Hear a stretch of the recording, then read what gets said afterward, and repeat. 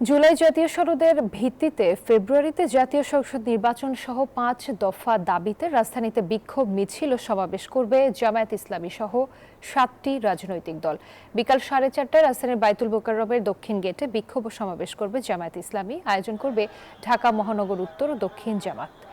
বিক্ষোভ সমাবেশে জামায়াতের শীর্ষ নেতারা বক্তব্য রাখবেন। একই দাবিতে বাদ আসর বায়তুল মোকাররমের উত্তর গেটে ঢাকা মহানগর উত্তর ও দক্ষিণ শাখার উদ্যোগে বিক্ষোভ মিছিল করবে বাংলাদেশ খেলাফত মজলিস। এছাড়া রাজধানীর বিজয়নগর পানির ট্যাঙ্কের সামনে জাগপা, জাতীয় প্রেস ক্লাবের সামনে খেলাফত আন্দোলন ও খেলাফত মজলিস বিক্ষোভ মিছিল করবে।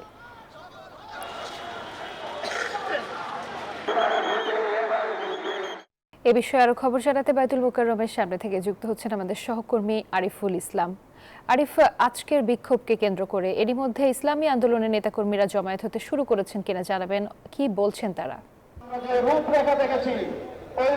পূর্ব ঘোষণা অনুযায়ী ৪ দফা দাবি আদায়ে বায়তুল মোকাররমের উত্তর গেটে ইসলামী আন্দোলন বাংলাদেশের ঢাকা মহানগর উত্তর এবং দক্ষিণের যে নেতারা রয়েছেন তারা বিক্ষোভ মিছিলের ডাক দিয়েছেন। সেই বিক্ষোভ মিছিল উপলক্ষে আমরা দেখছি যে ঠিক সময় অনুযায়ী কিন্তু তারা এখান থেকে যেই নেতৃবৃন্দরা রয়েছেন মহানগর উত্তর এবং দক্ষিণের এবং কেন্দ্রীয় যে নেতারা রয়েছেন তারা বক্তব্য রাখছেন এবং তারা বলছেন যে তাদের যে ৪ দফা দাবি সেই ৪ দফা দাবি তারা তুলে ধরছেন। তারা প্রথমে যেটি বলছেন সেটি হচ্ছে যে জুলাই সনদের ভিত্তিতে পিআর পদ্ধতিতে আগামী জাতীয় নির্বাচন বা জাতীয় সংসদ নির্বাচন অনুষ্ঠিত হতে হবে। এছাড়া তারা বলছেন যে লেভেল প্লেইং ফিল্ড নিশ্চিত করতে হবে। এছাড়া তারা বলছেন গণহত্যার বিচার দৃশ্যমান করতে হবে।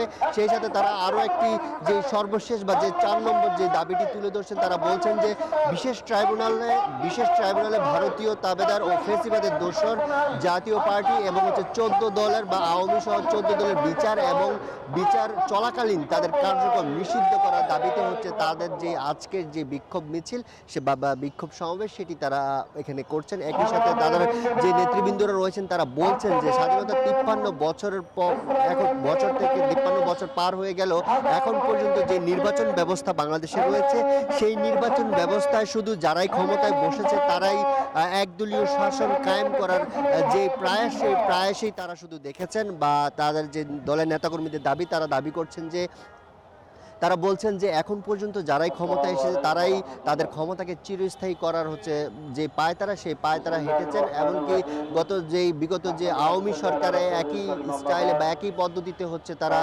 প্রায় ১৬ বছর তারা ক্ষমতা অতিবাহিত করেছে। এর আগে এরশাদ সরকারের সময় এর আগে বা যারাই ক্ষমতা এসেছেন তারাই ভিন্ন খাতে তাদের ক্ষমতাকে অপব্যবহার করেছেন নেতাকর্মীরা বলছেন। একই সাথে তারা বলছেন যে এই যে ধারাবাহিকতা থেকে বেরিয়ে আসতে হলে তারা বলছেন তাদের দাবি পিআর পদ্ধতিতে নির্বাচন করলে এদেশের যেই একদলীয় শাসন ব্যবস্থার যেই মনোভাব সেই মনোভাব থেকে বেরিয়ে আসা সম্ভব কিন্তু তারা বলছেন।